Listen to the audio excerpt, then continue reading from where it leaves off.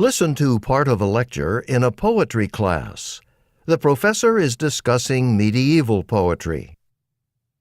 Okay, so the two poems we're looking at today fall into the category of medieval times, which was how long ago? Almost 1,000 years ago, right? Yes, that's right. But, Professor, are you sure these are poems? I mean, I thought poems were shorter. These are more like long stories. I mean, one of them was all about love, but the other one, the whatever it's called, the other one, well, it was all about fighting and battles. I mean, can both of them be considered poems? Well, think back to the very beginning of this course. Uh-huh. Remember how we define poetry? In the very broadest sense, we said it's written to evoke, to make you, the audience, have some kind of emotional experience through the use of imagery, some kind of predictable rhythm, and usually, but not always, there's more than one meaning implied with the words that are used. Let's start with chanson poetry first. That's chanson. Chanson poems became popular in Europe, particularly in France, and the term is actually short for a longer French phrase that translates to songs of deeds. Now, they were called songs of deeds because, strangely enough, they were written to describe the heroic deeds or actions of warriors, the knights during conflicts. We don't know a lot about the authors. It's still contested somewhat, but we're pretty sure about who the chanson poems were written for.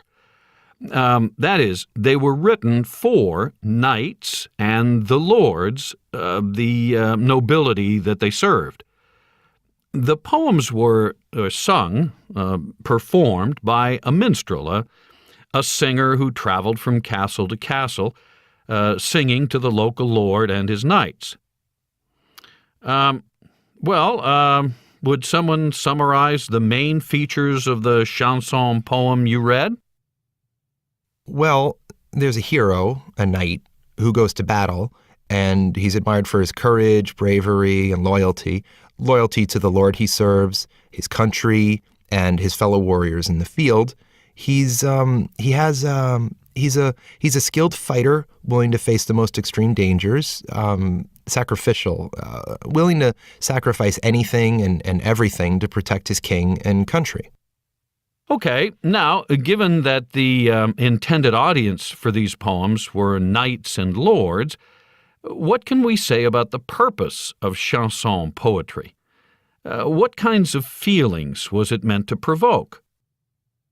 Well, I guess they must have been really appealing to those knights and lords who were listening to them. Hearing the songs probably made them feel more patriotic, made them feel like it was a good and noble thing to serve their countries in whatever way they could. Good. We've got a pretty good picture of what the chanson hero was like. Now, let's compare that to the hero in the other poem. The other poem is an example of what's called romance poetry. And the hero in the romance poem was also a knight. But what made the knight in romance poetry different from the knight in chanson poetry? Well, first, the purpose of the hero's actions was different.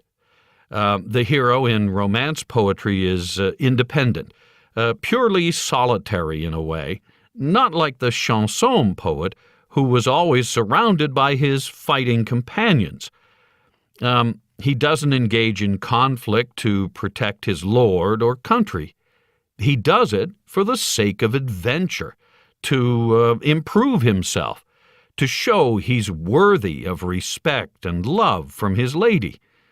He's very conscious of the particular rules of social behavior he has to live up to somehow, and all of his actions are for the purpose of proving that he is an upright, moral, well-mannered, well-behaved individual.